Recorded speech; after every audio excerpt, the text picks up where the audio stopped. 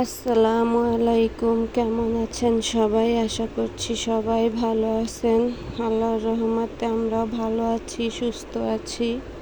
তো আজকে সকাল থেকে ভিডিওটা শুরু করছিলাম, ভাবছিলাম আজকে অন্যরকম একটা ভিডিও বা ভয়েস দিব, কিন্তু ভিডিও তো আমি ইদানিং ছাড়ি না। তো আজকে যাও চাইছিলাম ভিডিওটা ছাড়বো, তো মনটা পুরাই নষ্ট হয়ে গেল। কারণ দেশের যে একটা পরিস্থিতি বা যেই অবস্থা মানুষের, এখানে কিছু বলার নাই। তো ভাবলাম একটু হয়তো ভিডিও দিলে বা ভিডিওতে ভয়েস দিলে মনটা হালকা লাগবো, ভালো লাগবো। আসলে নিমিষে চোখের পলকের ভিতরে মানুষের মৃত্যু কিভাবে হয়ে যায় কিছুই বলা যায় না।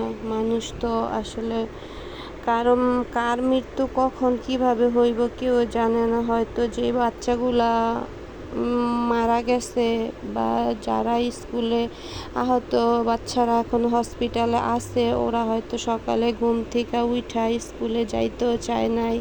আমরা মায়েরাই কিন্তু সকালবেলা অনেক জোরাজুরি কইরা বাচ্চাদের রেডি কইরা স্কুলে পাঠাই, যে যাও স্কুলে যাও, আবার আশা দিই যে তোমার আনতে যাব, টিফিন দিয়ে আসি।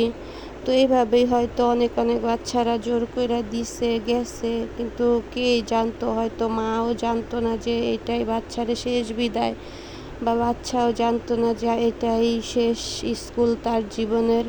তো কি আর করার, আমরা সবাই সবার জায়গা থেকে শুধু একটাই করতে পারি, বাচ্চাদের জন্য দোয়া করতে পারি যে আল্লাহ যেন ওদেরকে জান্নাত নসিব দান করেন, আর ওদের বাপ মায়ের মনটা যাতে নরম করে ধৈর্য ধরার তৌফিক দেন। সব আসলে আমরাও তো বাবা মা, আমরা বুঝি যে একটা বাচ্চা অসুস্থ হইলে বা বাচ্চার কিছু হইলে বাবা মায়ের কেমন লাগে।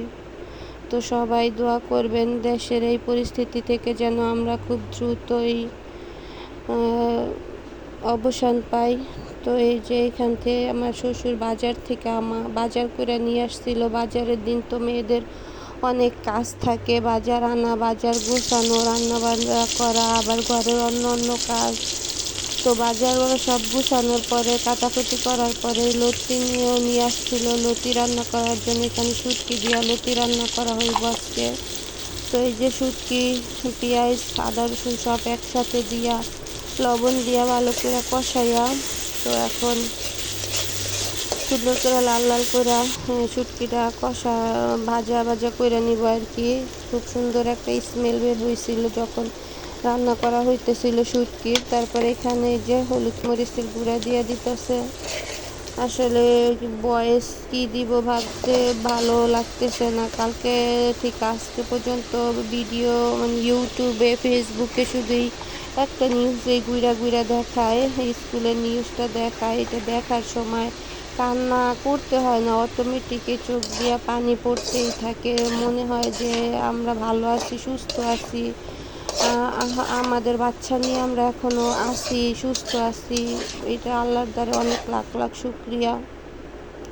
যাদের বাচ্চা মারা গেছে তাদের যে কী অবস্থা আল্লাহ মাবুতেই জানে। এই যে শুটকির দিয়া লতি রান্না কমপ্লিট হয়ে গেছে।